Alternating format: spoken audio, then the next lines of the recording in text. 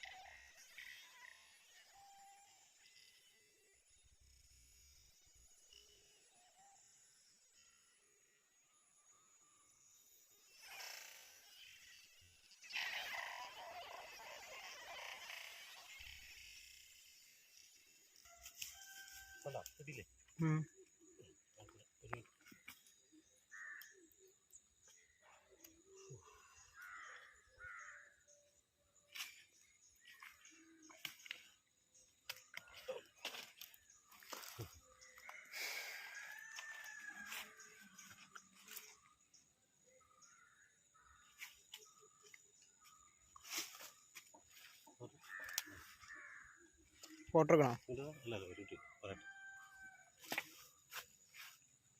അപ്പോൾ നമ്മളെ ഷിമാന Cattano 4000 HD പുതിയ റീല് 1000 മിനിറ്റാണ്. നല്ല അടിപൊളി ഗ്രാലാണ്. നല്ല ഹുക്കപ്പ് കണ്ടില്ലേ?